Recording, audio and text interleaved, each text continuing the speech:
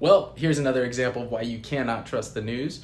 Towards the end of last year, there were a number of headlines saying home prices were going to fall substantially in 2023, and that led to a lot of fear and questions about whether or not we were going to be repeating a housing crash like what happened back in 2008. You guys get my drift. But the headlines got it all wrong. While there was some slight home price corrections after the sky-high appreciation during the unicorn years, nationally, home prices didn't come crashing down. If anything, prices were still a lot more resilient than many people expected. And let's take a look at some of the expert forecasts from the late last year stacked against their most recent forecast to show that even experts recognize they were way overly pessimistic in this situation. The visual behind me actually shows the 2023 home price forecast from 7 different organizations. It provides the original forecast and what the forecast is now that it's been adjusted, now that they've revised it, knowing the prices are actually climbing.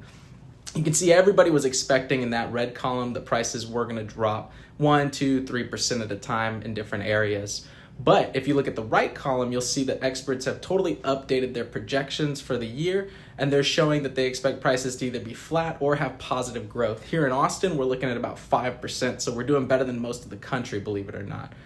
So that's a pretty significant change from the original numbers. And there are a number of reasons why home prices were resilient to falling. In fact, the deputy chief economist over at First American Title said that one thing's for sure, having long-term fixed rate debt in the U.S. protects homeowners from payment shock, and it acts as an inflation hedge. Your primary household expenses won't change even if inflation is rising.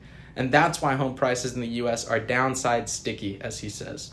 So for home prices, you're going to continue to see misleading data or media coverage in the months ahead. We've been seeing it all, again, all year. And that's because there's a seasonality to home prices. Prices don't appreciate as much this time of year, if you will. Here's what you need to know to get ahead of the next round of negative headlines. As activity in the housing market slows at the end of this year, as it typically does each year, home price growth will slow too. That doesn't mean prices are falling. That just means that they're not increasing as quickly as they were when the market was at its peak home buying season over the summer. So basically, it's a deceleration of appreciation. It's not the same thing as home prices depreciating. So the bottom line is this: the headlines have an impact even when they're not true. And while the media did say that home prices would fall significantly in their coverage at the end of last year, it didn't happen, not at all. So connect with the realtor, myself included, and you need that trusted resource if you want to find out what your home is actually valued at in today's current market. And if you're thinking about buying, it's absolutely a phenomenal time for that as well, as prices here in Austin did come down last year by about 15%, but like I said, they're going to be up another 5% this year, by the end of this year. So you're still getting a discount from what you would have had to deal with over the past couple years. Doesn't look like that's going to be the case for very long, so jump on into the market if you're curious. I'd be more than happy to get you all the information you need to make that jump. Talk to you soon.